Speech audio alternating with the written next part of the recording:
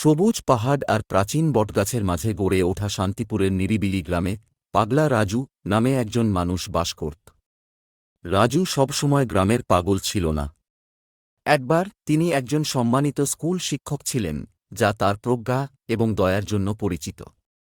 কিন্তু একটি মর্মান্তিক ঘটনা বদলে দিয়েছে সবকিছু। কয়েক বছর আগে রাজুর একটি সুন্দর পরিবার ছিল। মীরা নামে একটি প্রেমময় স্ত্রী এবং আর্ভ নামে একটি উজ্জ্বল চোখের ছেলে। তারা ছিল তার জগতের কেন্দ্রবিন্দু। এক বর্ষা মৌসুমে, যখন অবিরাম বৃষ্টি হচ্ছিল, হঠাৎ ভূমিধস তাদের বাড়িতে আঘাত হানে। মীরা এবং আর্ভকে তার কাছ থেকে দূরে নিয়ে যায়। দুঃখটা রাজুর সহ্য করার মতো ছিল না। সে গ্রামে ঘুরে বেড়ায়, নিজের কাছে বিটবিট করে, স্মৃতি আর বেদনার জগতে হারিয়ে যায়। তার এই অবস্থা সত্ত্বেও গ্রামবাসীরা তার যত্ন নিত। তারা জানত যে সে একদাসোদয় ব্যক্তি ছিল এবং তাকে কষ্ট পেতে দেখে তারা সহ্য করতে পারল না। তাই তারা তার পুরানো বাড়ির সিঁড়িতে তার জন্য খাবার রেখে গিয়েছিল, যা এখন তার অতীতের ধ্বংসাবশেষ। শিশুরা, যারা একসময় তাকে তাদের শিক্ষক হিসাবে আদর করত, তারা এখন তাকে ভয় পাচ্ছিল যখন সে রাস্তায় ঘুরছিল, বাতাসের সাথে কথা বলেছিল। একদিন গ্রামে একজন আগন্তুক এল। তার নাম অনন্যা, সূর্যের মতো উজ্জ্বল এক সুন্দরী যুবতী। শহরের জীবনের বিশৃঙ্খলা থেকে বাঁচতে তিনি শান্তিপুরে এসেছিলেন এবং তিনি প্রশান্তি পেয়েছিলেন। পাগল রাজুর সম্পর্কে ফিসফিস শুনে তিনি তার গল্প বুঝতে চেয়েছিলেন যথেষ্ট কৌতূহলী এবং সহানুভূতিশীল হয়। অনন্যা রাজুর কাছে আস্তে করে বসল, তাকে খাবারের প্রস্তাব দিল এবং তার পাশে বসে তার কথা শুনতে লাগল। সে ধৈর্য ধরে শুনল, তার প্রতিটি কথায় তার হৃদয় ব্যথা করছে। সময়ের সাথে সাথে তিনি তার জীবনে একটি ধ্রুবক উপস্থিতি হয়ে ওঠেন। তাকে এমন একজন হওয়ার জন্য চাপ দেননি যা সে আর ছিল না, বরং তাকে সে যেমন ছিল তেমন গ্রহণ করে। এক সন্ধ্যায় আকাশ কমলা এবং গোলাপি রঙে পরিণত হওয়ার সাথে সাথে অনন্যা নতুন কিছু করার পরামর্শ দিল।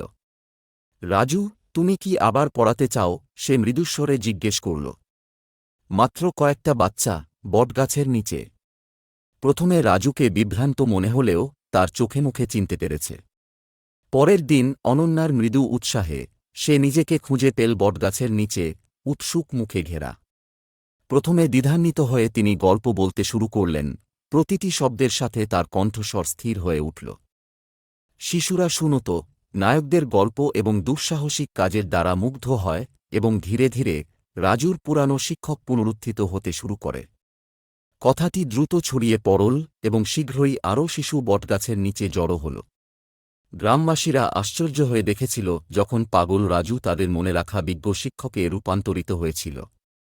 অনন্যা তার পাশে দাঁড়িয়েছিল, তার উপস্থিতি একটি অনুস্মারক যে নিরাময় সম্ভব ছিল। ঋতু পাল্টেছে আর রাজুও বদলেছে।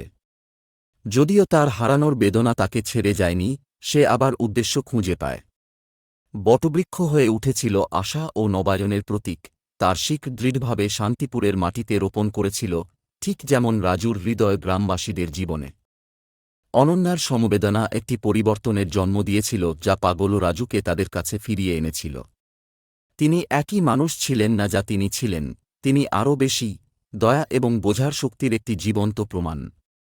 শান্তিপুর গ্রাম একসময় তাঁর ট্র্যাজেডির স্মৃতিতে ছায়া পড়ে, এখন কেবল বইয়ে নয়, স্থিতিস্থাপকতা এবং মানবিক চেতনার স্থায়ী শক্তিতে তিনি যে পাঠ শিখিয়েছিলেন তা নিয়ে সমৃদ্ধ হয়েছে।